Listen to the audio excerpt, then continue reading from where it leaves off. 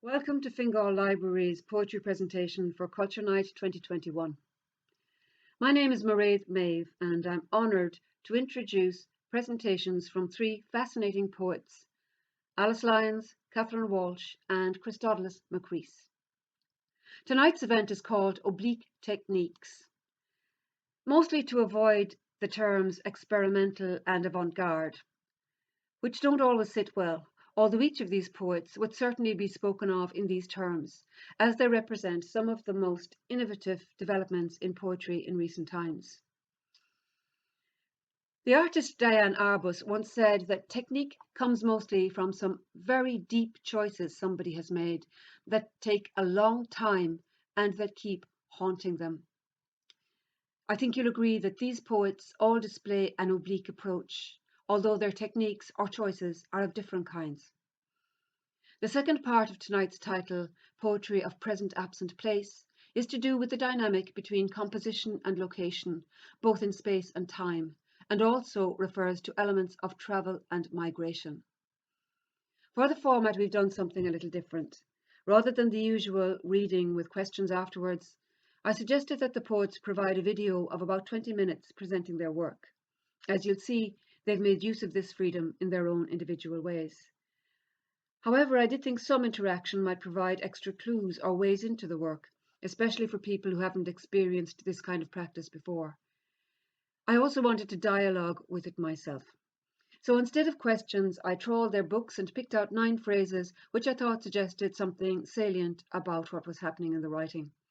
I asked the poets to choose up to 3 phrases and to keep them in mind as they were making their videos. Here are the phrases. And I should say that the second phrase here is a quote from William Meredith. Every neutrino kinetic. Words are ice flows, melting steadily. Life is also being a stone. A presence and an absence at once. I'm occupied with what occupies me. Spell unsayable things. Renting the tent. Language scaffolding the landscape. Nothing the same, nothing changed. And a stray phrase, a directing of desire.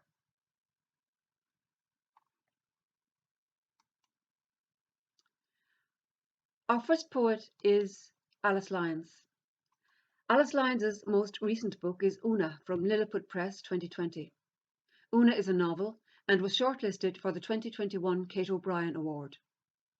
Author of 3 collections of poetry, Alice is recipient of the Patrick Kavanagh Award and the inaugural Ireland Chair of Poetry bursary awarded by Nuala Ní Dhomhnaill.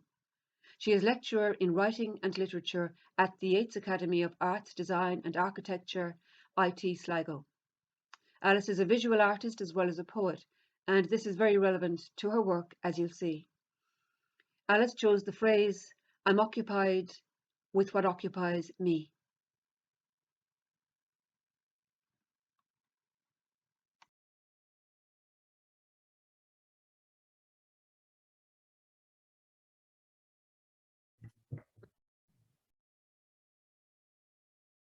Hello.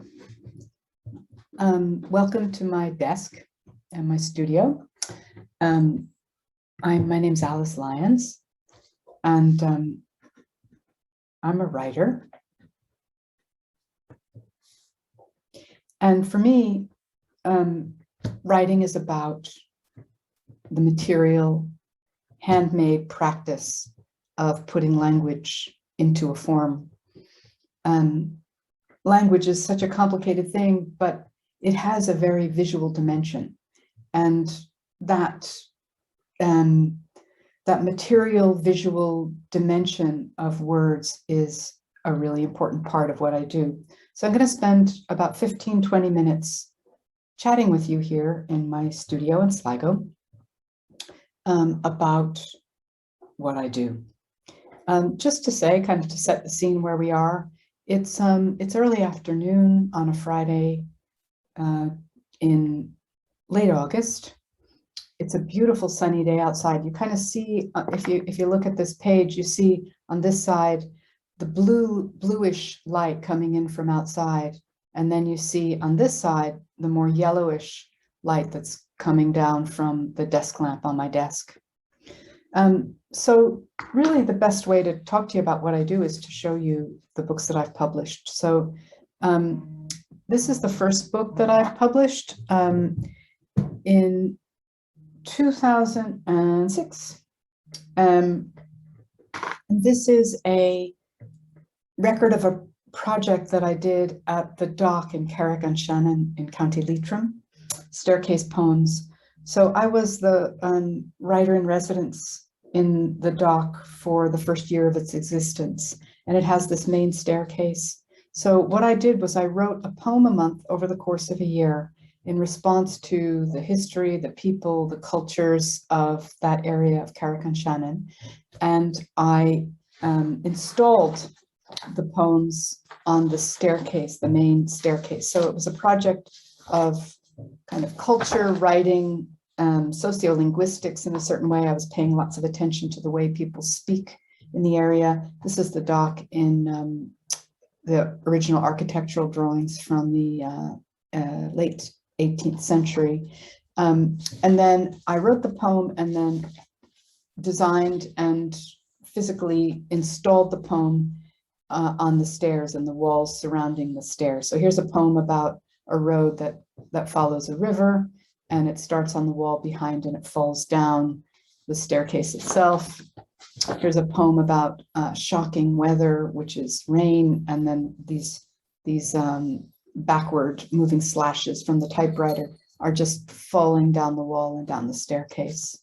So this project was something right up my alley because it incorporated material aspects of language. This is an old document from the National Archives connected to the famine in the area, and then my poem responded to that document.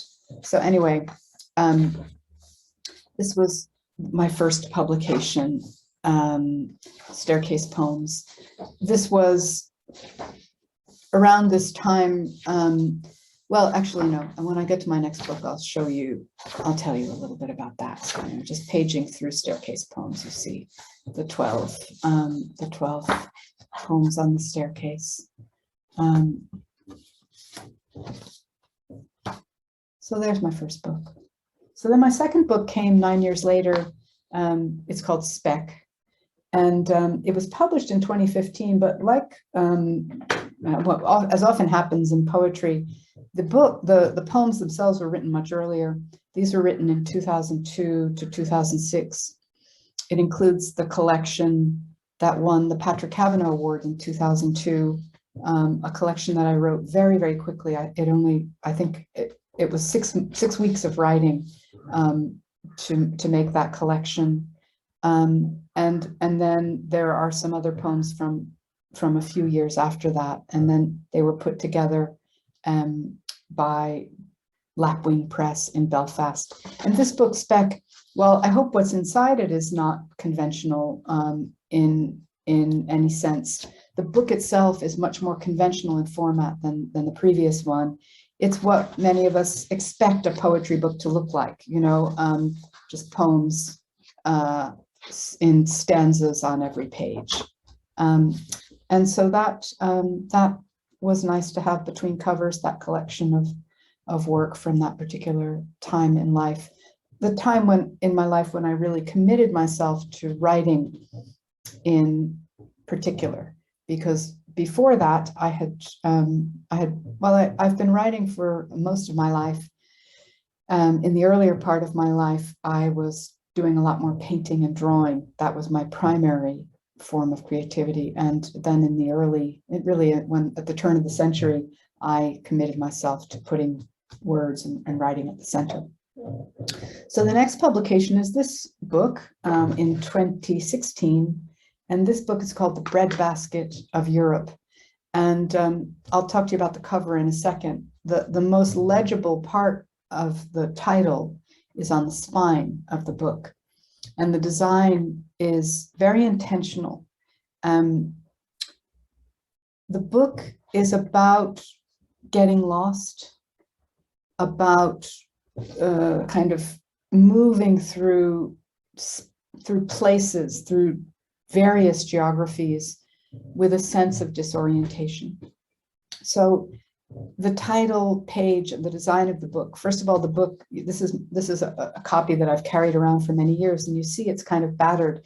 The paper is almost like drawing paper. It's very matte, and it's, I wish you can feel it. It feels really nubby and lovely. It's not kind of glossy and like a lot of book covers are. It's very sensual. So it's this one, because it's been around a while, is kind of dirty, but that's okay. I like it. So the design here, or the title here, goes vertically, and it's a little more legible. The Breadbasket of Europe, Alice Lyons here. But then in this larger field, the title is made much less legible. What the designer suggested was that to imagine the alphabet from A to Z moving almost like the top of a graph, moving logically as we read from left to right. So, you know, A, B, C, D, all the way to Z here. Imagine those kind of invisibly there. And then each letter in the title, the Breadbasket of Europe, is placed in the ordinal position in which it belongs in the A to Z. So T is way over here, H is kind of there, E is towards the beginning, and then bread, A at the beginning, D, basket. Okay, are you following me? The breadbasket of the U's all the way over there, Europe, and then my name, Alice Lyons, the Y all the way over there. So we took the title and scattered it all around for a reason. You open the book, you see the title, see a dedication. It's dedicated to my mother, Jane Adrian Scott. And then you just go right in. There's no table of contents. There's nothing else. You go right into the book. And I'm going to read for you this first poem. You need a map when you're lost. When you're lost, you look at maps. You look at a map when you don't know where you are. After you find the place where you are on the map, you know where you are. When you want to have a picture of where you are, have been, would like to go, you look at a map. How do you make a map? Well, a lot get made on cocktail napkins, using lines, dots, X's, and squares mostly. William Smith just started walking, looking at rocks and fossils. He drew it all out and colored it in. Then a bunch of rich guys ripped it off, and that's how geology got started. That would be in England. Kathy Prendergast spent an awful lot of time drawing maps of capital cities with 9H pencils. They're beautiful. They're in Imma, which is in Dublin. But it's not Imma on the map. It's the Royal Hospital, Kilmainham. So while I contend that a poet is probably not the most reliable informant about what her poem is about, for me, this poem is about getting lost. Even those last lines there, you know, Imma, the Irish Museum of Modern Art, if you try and find it on a map, it doesn't say Imma on the map. It says the Royal Hospital, Kilmainham. So that's disorienting. But the poem itself is about disorientation. That first bit, you need a map when you're lost. When you're lost, you look at maps. You look at a map when you don't know where you are. After you find the place where you are on the map, you know where you are. I was trying to write as if writing a, you know, like an Abbott and Costello, who's on first, routine that gets you, that you don't know where you are, because I want the book to start out not knowing where it is. And the following page is just as a line from Kieran Carson's poem, Belfast Confetti. It's an explosion of quotation marks. Well, it's an explosion actually of full stops, mostly. There's some hand-drawn little marks in here too. But it's really kind of talking about the dissolution of language and then the character in the poem begins to orient herself. It starts out in Odessa, in Ukraine, and is set going down the famous staircase in Odessa that you see in that Sergei Eisenstein movie, where the baby carriage is going down the staircase. This poem is set on that, so there are these horizontal marks that indicate a staircase. So anyway, this is The Breadbasket of Europe, which is a book of poetry, so-called. I'm always a little skeptical of these strong divisions we have between genres, because I'm very much into the synthesis across these things. But anyway, there's a lot of visual as well as verbal material in The Breadbasket of Europe, which was published, I should mention the publishers, Veer Books. They are part of the Contemporary Poetics Research Center at Birkbeck College in the University of London. So that was 2016.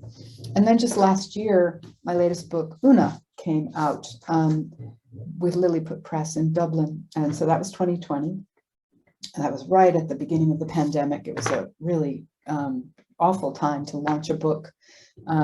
But that's when Una was launched. So be it.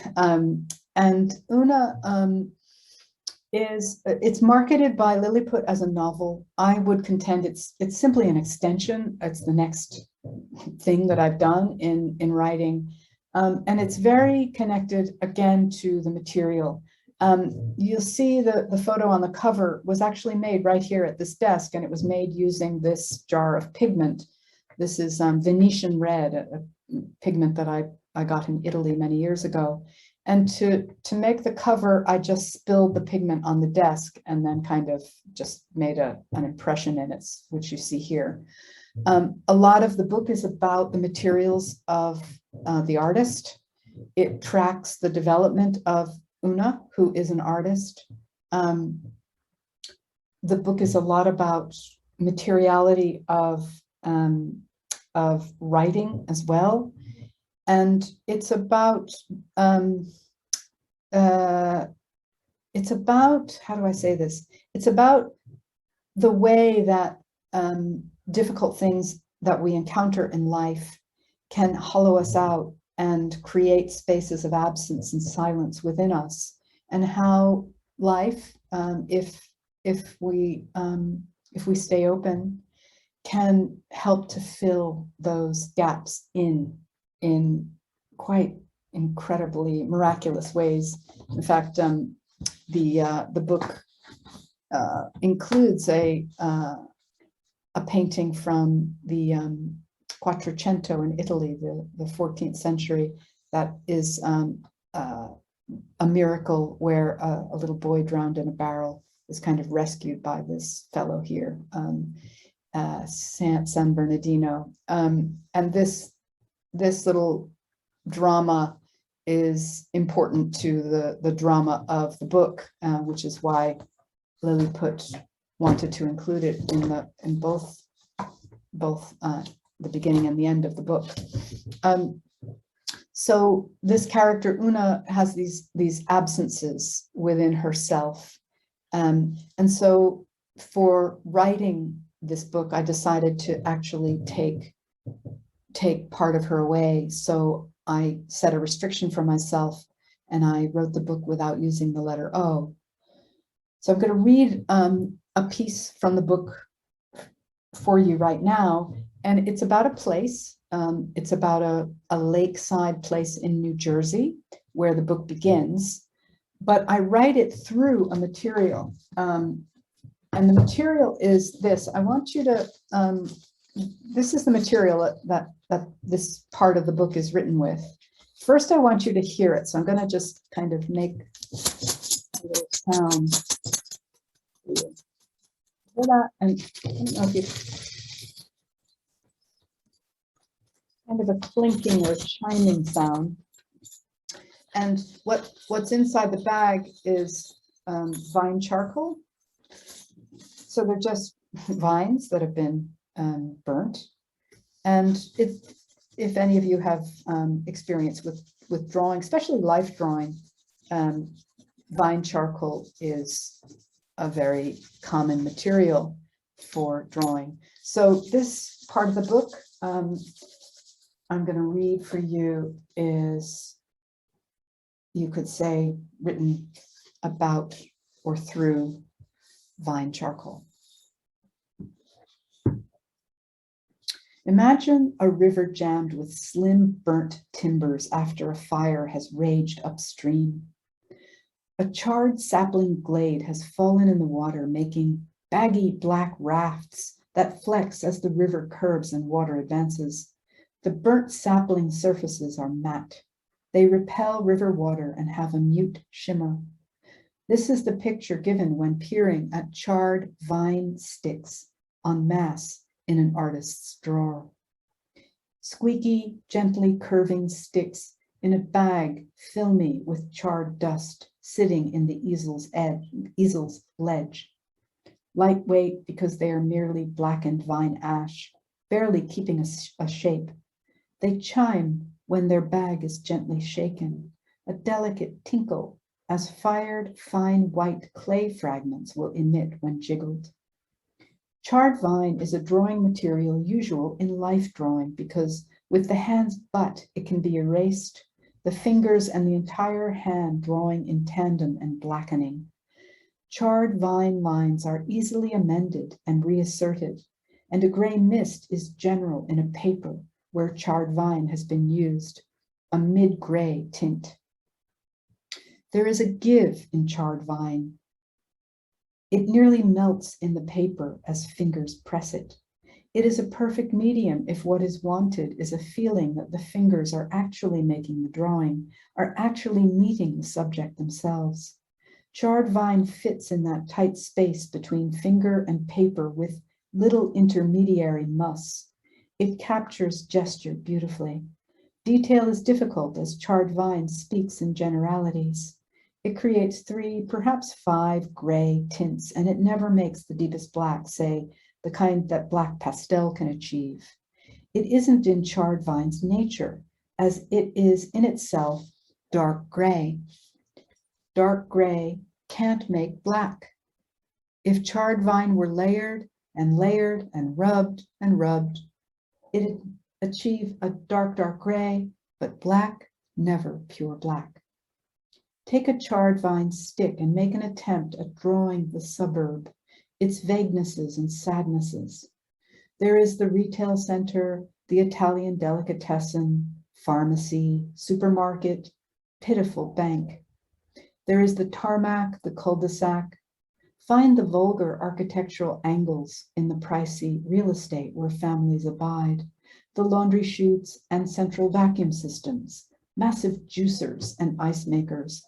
But find as well the inwardness in grasses, the hideaways in culverts, in maple glades, fragrant autumn leaf piles, in the tennis club's equipment hut, the shade it casts. Press hard and make the blackest blacks that can be made in the charred vine shade range. Find the gray tints as well, the kindnesses, the tendernesses that were there, that want and deserve being drawn, that perhaps haven't been drawn well, hidden as they might be by a spurned resident's bitterness. Use the fleshy thumb base. Smear the burnt vine and make middle grays. Make sure the lake's filmy mists are captured the way they might snag a dad's heart, take him elsewhere than where he is at present, in his Mercedes, hurrying up Lakeview Drive, the early Wall Street train his target. A kneaded eraser can lift the gray values lighter, if needed, perhaps where the sun hits the man-made beach, where it glints in the lifeguard chair's white painted timbers, in the sun flecks reflecting in a tennis playing lady's Ray-Bans. So one thing that's nice about this kind of presentation is I can show you the text and just show you there's no O's in it. And when there's no O's in a text, it's very dense. And maybe the best way for you to see that is there's one section of the book that's written with the letter O. It's a different voice that comes in. Let me find it. I should have prepped beforehand. Where is it? Oh, actually, I think it's before this. No, it's not. Okay, 1 second. I'm gonna find it. Yeah, it's page 59. Oh, it's the one immediately after. So here's the, actually, let me show you. So that's the end of what I just read. And then here, this is the section that has an O. And do you see how it's in italics, but it's also much airier. Let me show you the contrast. See that?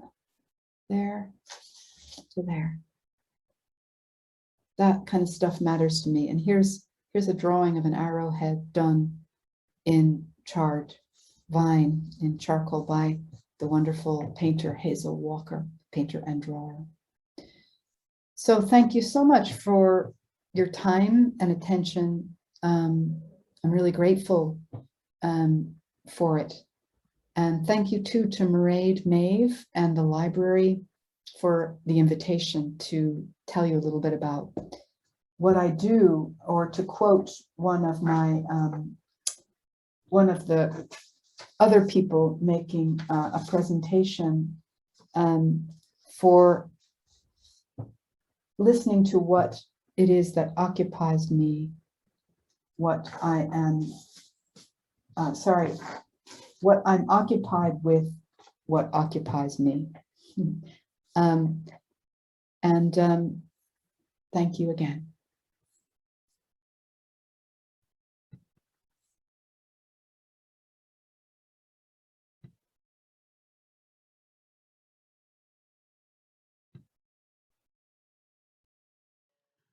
Our second poet is Catherine Walsh. Catherine Walsh was born in Dublin, Ireland in 1964. She has spent some time living and working abroad and currently lives in Limerick. She co-edits hard-pressed poetry with Billy Mills. Her books include Macula from Red Wheelbarrow Press, 1986, The Ca Pater Pillar Thing and More Besides, hard-pressed poetry, 1986, Making Tents, hard-pressed poetry, 1987, Short Stories from North and South, 1989, Pitch from Pig Press, 1994, Idir Atharha and Making Tents, Invisible Books, 1996, City West, Shearsman, 2005, Optic Verve, a Commentary from Shearsman, 2009, Astonished Birds, Carla, Jane, Bob and James, hard-pressed poetry, 2012, and The Beautiful Untogether from Smithereens Press, 2017. Catherine's work is included in a number of anthologies, including the Anthology of 20th Century British and Irish Poetry, Oxford University Press, 2001, No Soy Tu Musa from Ediciones Torremosas, Madrid, 2008, which is a bilingual Spanish-English anthology of Irish women poets. Sections from Barbaric Tales appear in journals, including the Spring-Summer 2016 edition of the Irish University Review and in the Winter 2018 to 2019 Chicago Review. Catherine was Holloway Lecturer on the Practice of Poetry at the University of California, Berkeley for 2012 to 2013, and was a Research Fellow with the Digital Humanities Cluster at An Foras Fasa, Maynooth University in the year 2014 to 2015. Her book, Barbaric Tales, is forthcoming, and she's currently working on some others. Catherine said about her reading here that she was aiming for reading to or for rather than reading at or presenting in this context of DIY and low-tech. Of the phrases, Catherine chose these three.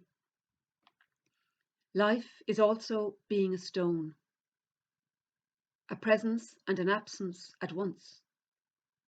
Nothing the same, nothing changed.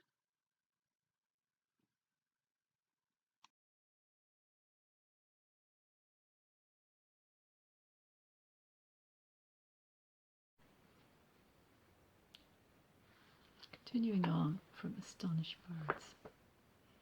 I should say it's obviously Connemara National Park, but it's Letterfrack end of it.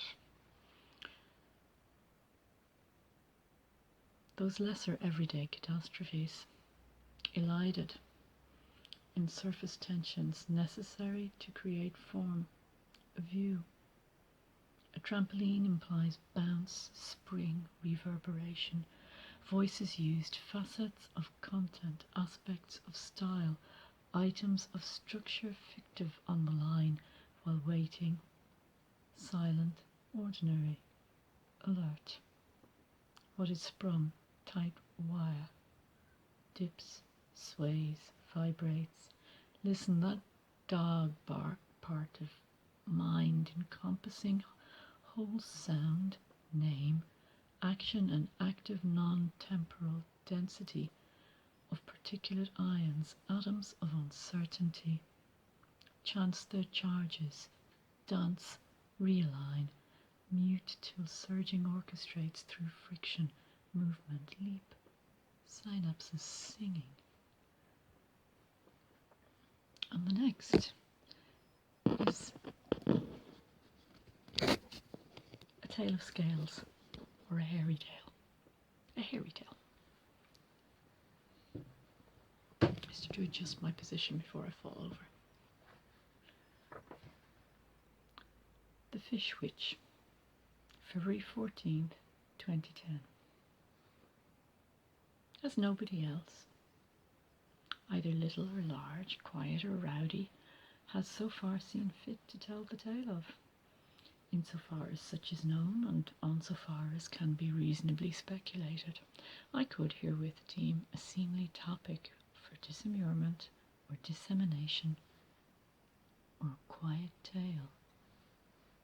Let us say, the fish which regularly and with, it seemed, some notion of whimsy, tap-danced with its non-existent teeth, its be-all and end-all of a tale along its glass receptacle.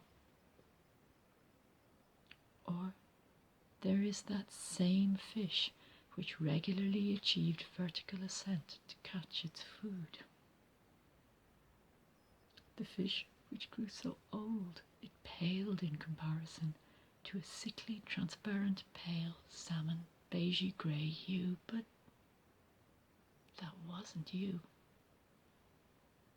The fish which nobody knew or could understand, as just when an action, a behaviour, termed for a series of any such, should manifest itself, become an apparent fixture or occurrence, unpredictably it disappeared or changed ineradicably. Such is the desire of the human brain to comprehend, understand, predict, control.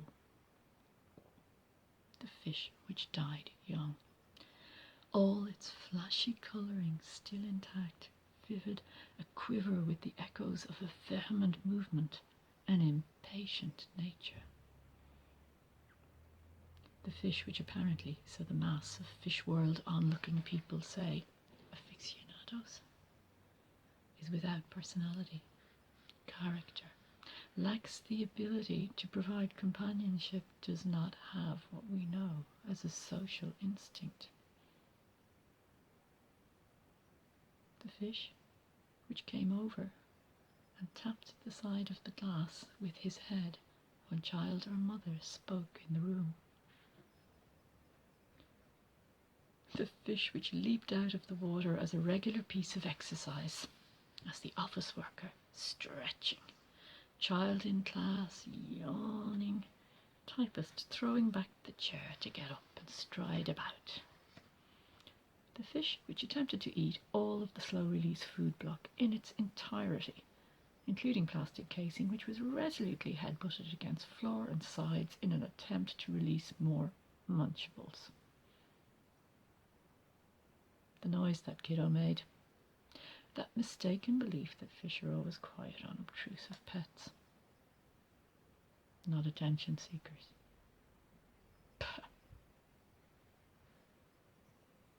The fish which finally brought about his own demise by whacking into the side of the glass on the way back down from a severely misjudged leap.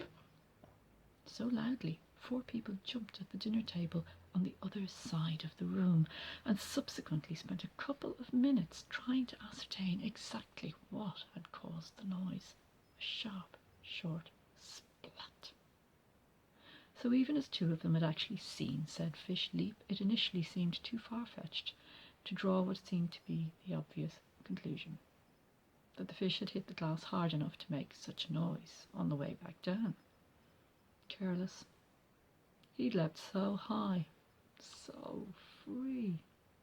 Or a mildly eccentric fish became obsessive with a marked rigidity to its behaviour, leading to heedlessness, an early accidental death, and ultimately rigor mortis. Hence, the fish which died young, having concussed itself on its own glass tank, which needlessly we, all four people, felt badly about. So, the fish which inspired feeling lived on as a daft tale, piece of whimsy, warning.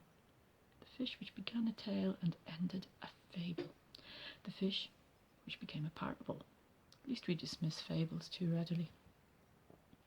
The fish which seemed ever on the brink of casting aside his bubbles and wet, leaping out of his glass enclosure and tip-tappity walking off, head erect, to more adventurous pursuits. The fish which nobody knew. The fish which blew it. The fish which deemed matter an inconsequential outcome of somebody else's abstraction. The fish which met the consequences of its own heedlessness, the negligibility it had cast upon all that stood in its way. The fish which fell. The fish which landed in the wrong place. The fish which injured itself on its own ambition. The fish which appeared to act as if it could have a volatile temperament. The fish which missed its cue. The fish which nobody knew.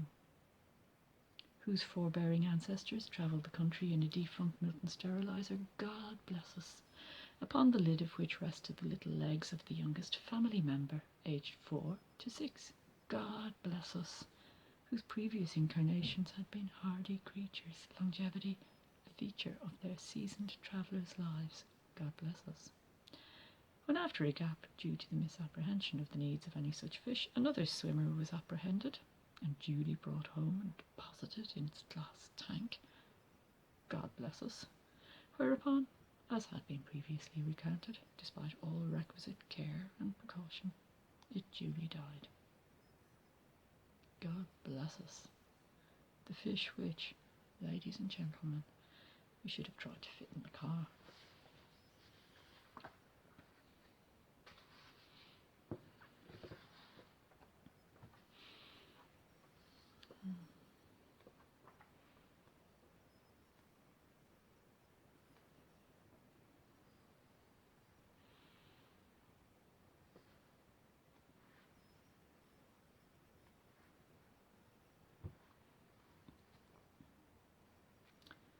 What if she said, sorry boys, that rigor is just not seeing off the competition, get fit?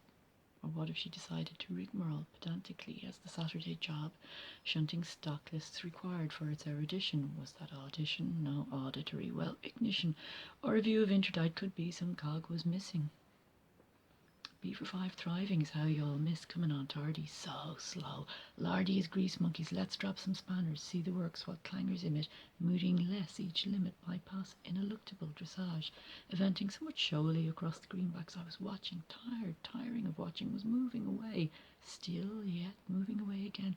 All right, moving along the harsh prefabricated sewn on after seams of nylon flight, moving past seasons, surfeits, repeats, repeals, moving through light, moving through thick, slow contaminated particles, might carry some oxygen, moving through fight, moving through curve, hastily plain, moving through dot line summation, odd judgmental creatures jumping off boxes on the sideline, moving through night at last, lengthy, moving towards that aperture, blank, moving towards sight, moving towards a fierce, uncalibrated, quixotic, quite untold, moving walls, moving signs, moving streets, moving quintessentially boring kinds of time, moving like, all right. Okay. I'm now going to read a little bit from Pitch.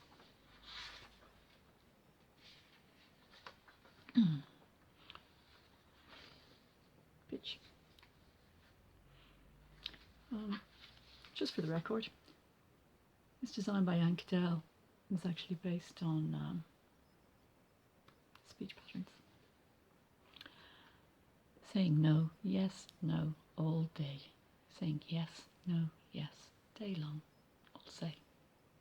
Old Mrs. Roden, one flat on James's Street, going home later, squeamish, not able to eat till the smell, warm sliced cheese, run through the Wild Grounds Workhouse, St. Kevin's, St. James, crushed leaves, blind grey hair, thickly drawn to bonnet nape. She ate sliced processed staples, the usual butter, tea, milk to be collected, one budgie, one cat, out back, through the landing window, first floor flat, cold tap, across the road, a small commercial dive, ground floor block of corpo flats, one toilet, a euphemism under the large iron bed with sprung base, feather mattress, white hair, black clothes, white lace, to do a step of a dance for her, switch on the wireless late 60s tranny, suitable afternoon programme, diddly eye. She claps, feet tap, head lilt side to side, the apron pocket by a bare T on somewhere like Frawley's oilcloth. The original caterpillar came from the dusted hedges of St. Kevin's, fell down behind the storage heater, ran away to the glasshouse, appeared to be anorexic, and is thought of together with the beef casserole shrouded in oven gloves to keep warm on top of said heater. Fly, fly, little bird, fly, fly. Fly high, little bird, fly high. Fly low, little bird. Fly low, fly low. Now your tabletop's clean, let's drive them here.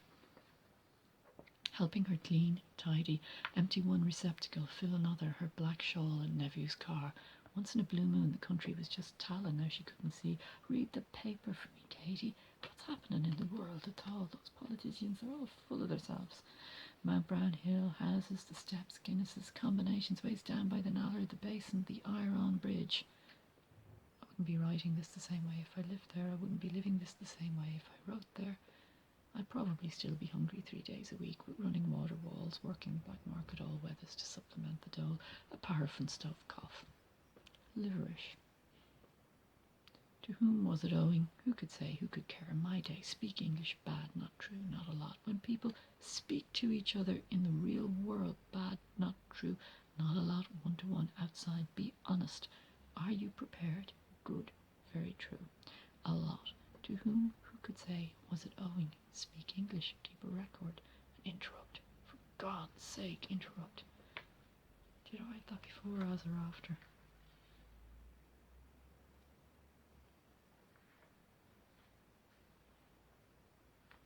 Realize this is not memory. Conditions, the state of the subject at the moment in question. Being, making pictures to walk into, wide, edging on.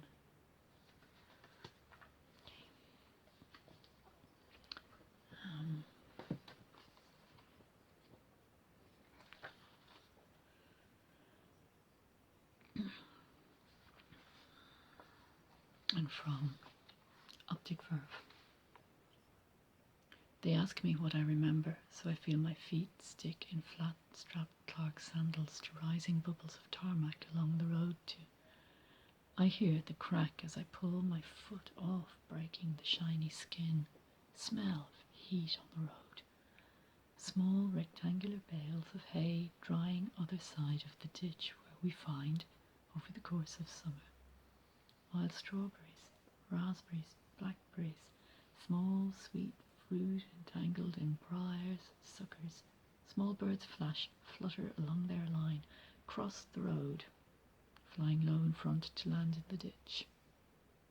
Acres of flax, sugar beet, corn, barley, oats, wheat, fields of potatoes.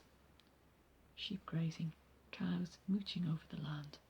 The quiet, persisting river.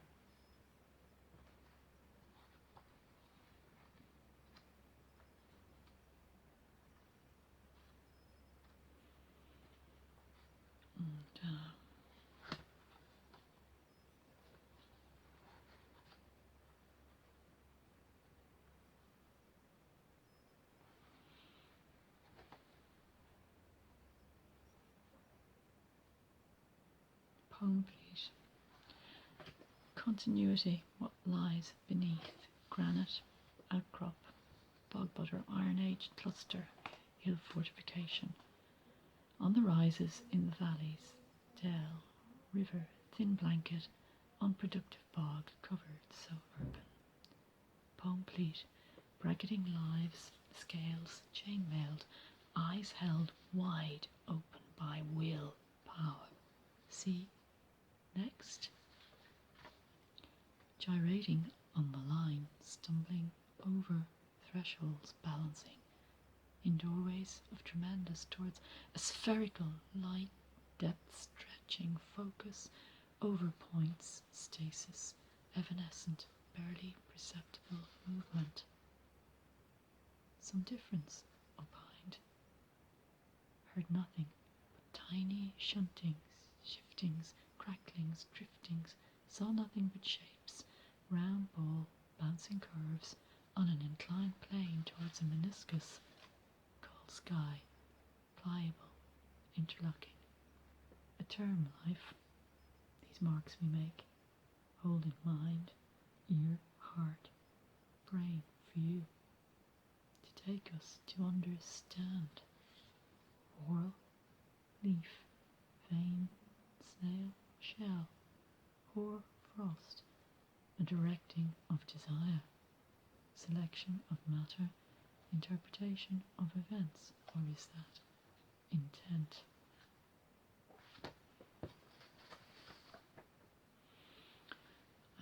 I refer to 3 women writers in this, Gertrude Stein, in no particular order, Gertrude Stein, Doris Lessing, Edna O'Brien. I also refer to Alfred North Whitehead.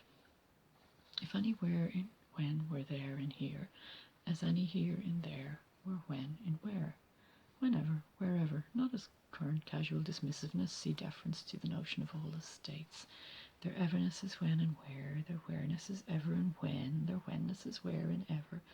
There is in as is encompassed in is, notional loci, in existent states, actual perceptions, phenomenal, bound to notional expressivistic constraints, comprehension of understandings, to be basic, as dirt, clay, soil. For all Emily Dickinson's renowned plain speaking and undressed words, ideas clicking off each other, dominoing, she uses a heightened or elevated language to achieve this. Her use of language is deliberately provocative, yet carefully written within the realms of and consistent with a recognizable idiom and social register. It is distinctly not Emerson, Thoreau, Austen, Bronte, Eliot, nor any one other writer. Neither is it the voice of the street or the church, though often utilizing and incorporating elements of those registers into its modality, where they become compositely, yet in themselves, a part of the specific poetic drive of the text. Repeatability, direct perception, reflection, refraction. Peripheral perception, reflection, refraction, diffraction, interference, polarization, repeatability, intuition, coherence. She angled her lens. So many she's of incidents. This used to be the first page till I got tired of looking at it. Orality in that other woman's work. Orality, respecting, expecting the innumeracy of plenitude as phenomena. Bounty objectified in the iterative act, take back suppositions underlying our speech acts. Music intones phenomenally. Stein measures, stone, bedrock, depth perceptions, our humanity as we measure hers. Singable qualities, quiet, quiet. Between ins there are outs, in which, themselves, replete. Or, if you feel what is inside that thing, you do not call it by the name by which it is known. Everybody knows that by the way they do when they are in love, and a writer should always have that intensity of emotion about whatever is the object about which he writes. She uses the word, another one, screen, not lens, on the application of various abstract and theoretical paraphernalia to the reading of a text. So, Stein, Lessing. Apt, ripe for expansion. Building and exploiting textual cohesiveness. Someone listening to a millstone falls asleep. No matter, the stone keeps turning. Water from the mountain far above the mill keeps flowing down. The sleepers will get their bread. Underground it moves without sound and without repetition. Show us where that source of speech is that has no alphabet, that spaciousness. Rumi, yeah, that's the Coleman Banks translation from the Penguin. And yet in this era, I know that there must be not only repetition, but uncountable for me, repetitions of repetition within that water, every drop in its action inside and out, a kind of clock. The ancient Egyptians and Persians might laugh to think they'd set out a course towards markers and measures of observed perception in the phenomenological space we experience. And how I know that there must be not only repetition, but uncountable for me repetitions of repetition within that sentence, any utterance, those thoughts, these ideas, as bee needs butterfly and action needs thought to be experienced in human scale waves, undulations, froth between surf and the spatial form underlying, unifying the wake, ebb and flow, ease tide show a creative mechanics of transformation. And will that work? What does that mean? Work. Is capaciousness necessary to that spaciousness, or incidental? Is incidental particular, discrete, or continuous?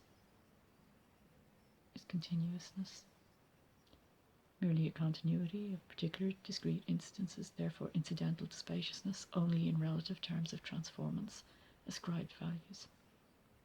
Speed, scale, direction, temperature, weight, utility, perceived achievement? Or is spaciousness that gap where you go to sing, knowing I'll hear you, which that force of received experience we have felt impacted as time construes as accident? If I point you to my head, is that my heart?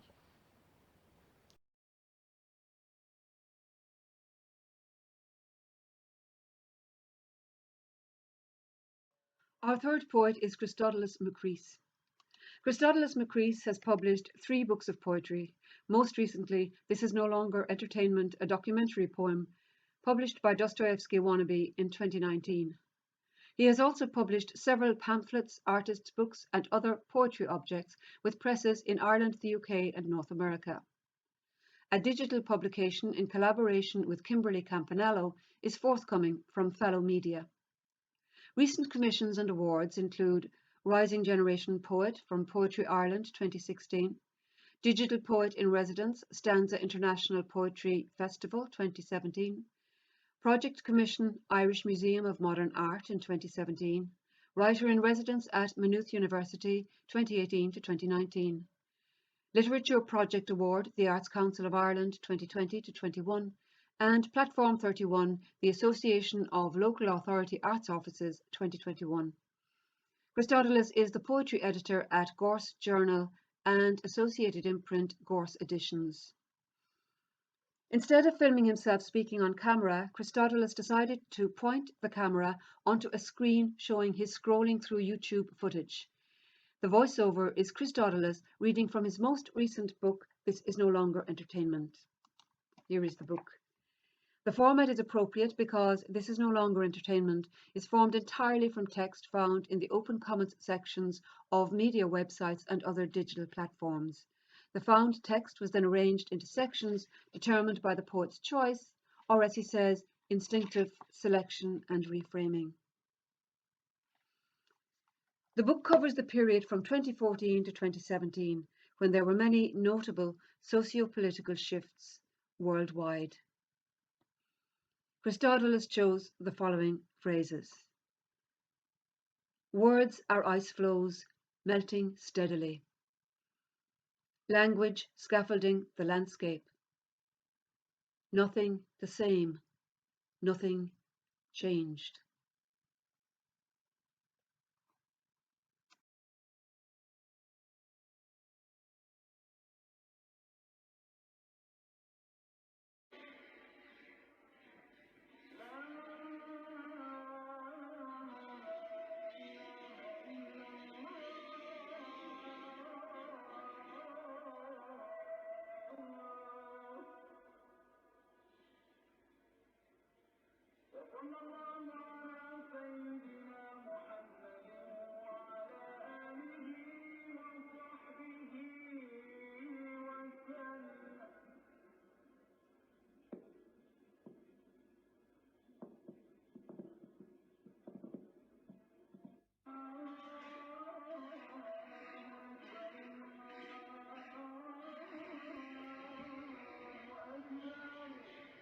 In '87, Huey Lewis and the News released 4, their most accomplished album.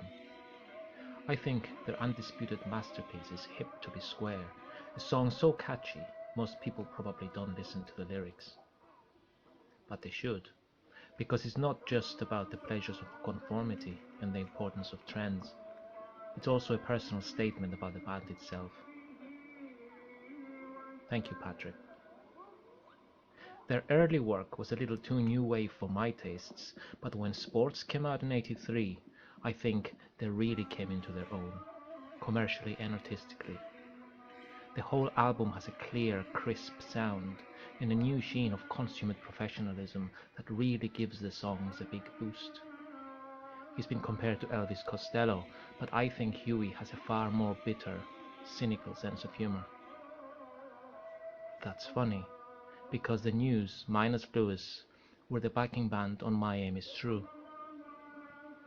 As far as I recall, only one of the News played on My Aim Is True.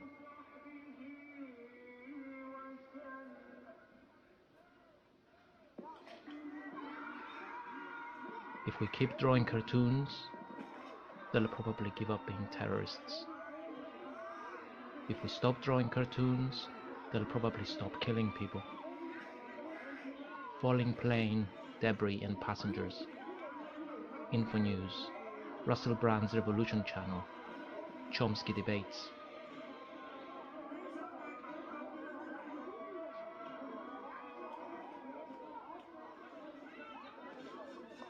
It opens badly, but this is deceptive. That sickly, treacly piano invaded the soundtrack, like someone dragging a fingernail on a chalkboard. It isn't even in San Francisco. The writer is adrift. Hundreds of anemic films, like a skin rash. Someone whose entire experience of life must have been acquired, probably in a classroom, possibly a cloakroom. The heights of Trumpian emptiness, unashamed to display her bad handwriting. An annoying kid and his annoyed mom both manage to escape, and guess what? Not once in this does she ask money for her friend's house investment. The mother is still dies of breast cancer. They continue to be annoying and annoyed, stuck in a room, more than a craving for a quick burger on my mind.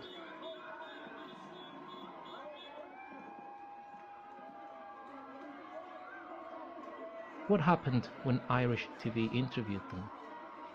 Manipulative noise designed to confuse and misdirect. They are part of this new craze. I think they call it jazz. The Canadian Nurses Association has nothing to do with Pussy Riot. These punks did a very disgusting thing for those who goes to church. For whole my life I have been scared, first by some bear that would take me to a forest if I would not go to bed. You will be welcomed without face or any other control to the Central Station Club. Nadia is a spitting image of Mark's sister in Peep Show. I'm with you girls. Regularly watch Breaking the Set on Russia Today. Most people just latch onto the sites they agree with. Leave Wikipedia alone.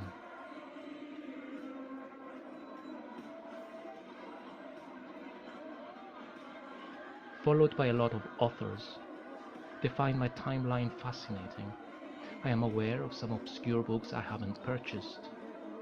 My new friends accept computers exist, and following is promotion, which is of course fine. And columnists write editorials bemoaning how the continued reality of the novel to engage the modern world can question its reluctance. Twitter would like to communicate with me, and my follow count is boosted. I know, because author title is a method of relevance. The effectiveness of this advertising, hashtag infinite loop.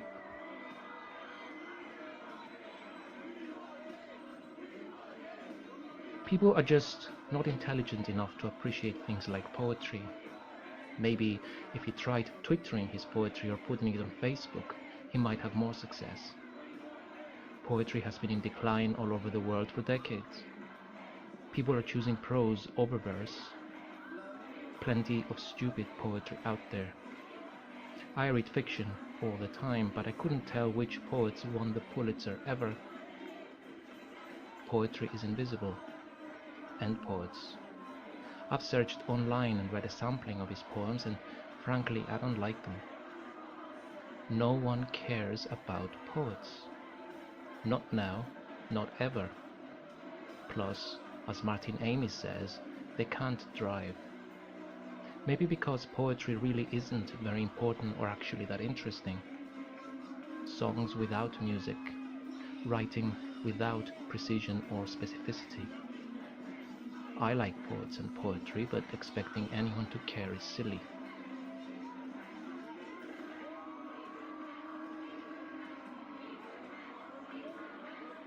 Trying to cook breakfast and type at the same time.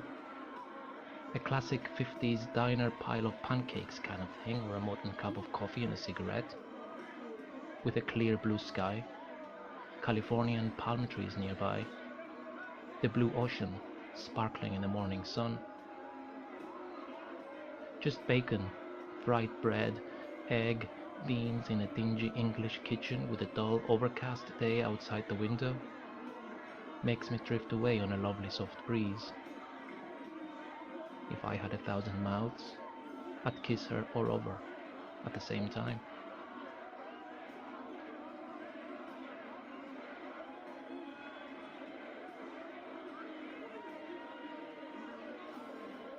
The artist, the criminal, the stereotypical hard-working Mexican immigrant, they think they have an audience. Kraftwerk just bleeps me. A guy pushing enter on his laptop, cut and paste mishmash wrapped in an enormous ego, an ugly personality. It's meaningless chatter, terrible footage, anti-performance or something like that. All of hip-hop? Not music, that. Move away from blatant plagiarism. Picasso was never called an asshole. John Coltrane? Just noise. Eat, shit, sleep, repeat.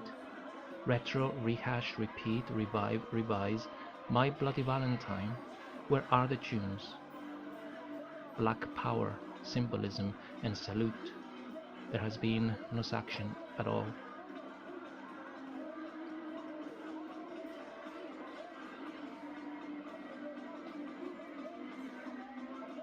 The photographer isn't happy with the clickbait headline. At the dawning of a revolution in robotics, we are feeling the pressures of our aging. We are very close to self-driving cars, etc. After 2 laps of the city, I had to pay a taxi to drive there, and me follow. The Blue House. Now, that's a pub. Great parks, nice affordable housing, and an impressive coastline. Much better than Bilbao, Milan, Paris, Malmo, Gothenburg, Brussels, Barcelona. All attributes of varying usefulness, none particularly central to my identity. So who's to blame for Berlin? If they're speaking directly to you in a foreign language, surely EU funding is a myth. They are recycling some of our own money back to us. Brexity logic is a mysterious thing. I once knew an unpleasant Asian woman. Do you think I can extrapolate? Who is under threat? Why do you lot use latte as an insult? Zero content means you've lost. I live in Würzburg, Bavaria, but I'm from Durham. Personally thankful, as you should be, for the contribution immigrants have made. I enjoy visiting different countries to experience different cultures. I am certainly not racist, far from it. Having had Polish friends, taken them to work, shown them around the Yorkshire Dales, and visited them to tea. You could say you are parasitical on their labor. People vote for fascism. I'm not comfortable with anyone not like me syndrome. Sure, I get it. Ethnicity is a fuzzy concept. that blurs on the margins. Read the Wikipedia articles on fascism and National Socialism before you use the words. Typical of the patronizing, London-centric, cool kind of lads. I visited the public library looking for a travel guide. I had stuff to do. You really seem obsessed with Muslims. The idea of a Yoruba ethnic group, bringing together Oyos, Ekbas, Ekitis, etc. under one umbrella, was promoted by nationalists. The hate will get to such a point, it's just everywhere.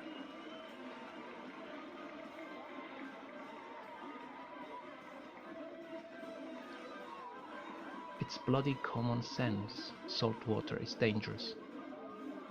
People drown in water. That's common sense. Neither Mr. nor Mrs. Kurdi knew you could drown in water. They must have done well not to hear about all the people drowning in the Mediterranean. They took a shortcut that went horribly wrong. The dad had a life jacket, so obviously knew it was dangerous. He had a Facebook page which showed a comfortable but not luxurious life. He took a gamble and it failed. They were fleeing Turkey where there wasn't a war. That is not a reason for asylum. That is economic migration. Another poor judgment on his parents' part. Maybe they should apply for visas just like many other immigrants. Were they planning on crossing the Atlantic? Seriously? They would probably end up begging in the street. Is the USA morally obliged to let me in? Darned autocorrect. Hubris and karma come to mind. There's quite a lot of it. The danger is people fleeing war can't judge the decisions. Moral preaching, the safety of your cozy home, the stupidity, sick of it.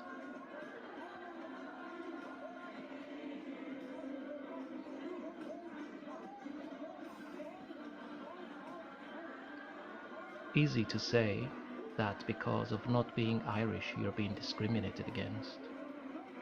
Mostly Irish people are very nice. These so-called equality officers are biased. There is something sinister about the Tesco's quest for power. In one store I found a few of the workers there, bullies, who were sneering slanderers. I tried to get St. Patrick's Day off and was told no because 2 other Polish people had it off. Another case why multiculturalism will not work here. Why don't we just put a noose around Ireland's neck and hang ourselves? Sorry it happened in Sligo because it is a place I like going to. Only half a story here.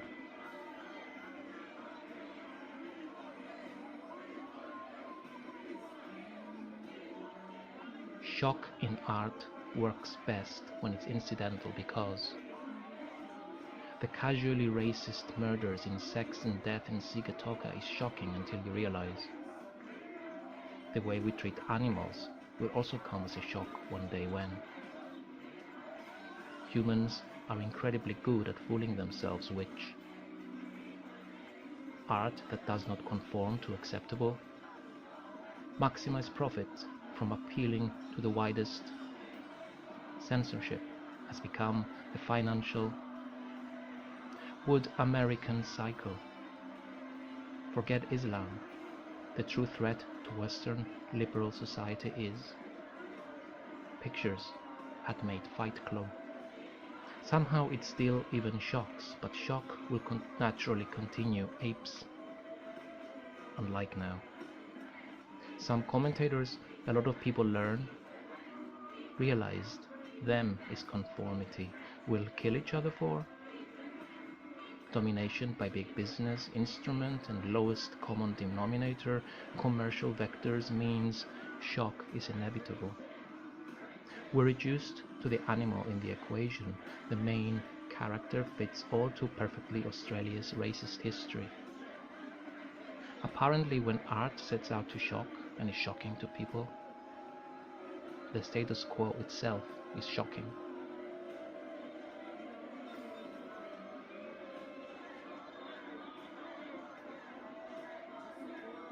There's a wider conversation, though, about the extent to which society values its artists. As it has always been, the people who are getting rich are not black musicians. If Prince had been born 30 years earlier, he would have been a bebopper. This is the Beatles becoming essentially a studio band after 1966. People need to write the code, design the systems, etc. Why should musicians, authors, etc. earn vast sums of money?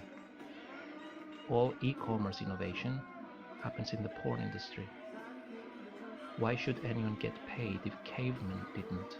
Why pay the plumber at all? Does Prince get paid if I flush the toilet? This comment is very lightweight. Even though I like panpipes and also glockenspiels, I didn't have the patience to carefully read it.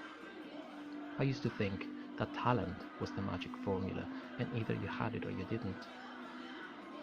In about 91, a dude at uni showed me his computer, which was connected to computers all over the world. Blue screen with white text on it. He was breathless with excitement. I shrugged, failed to see the point or possibility, and went for lunch.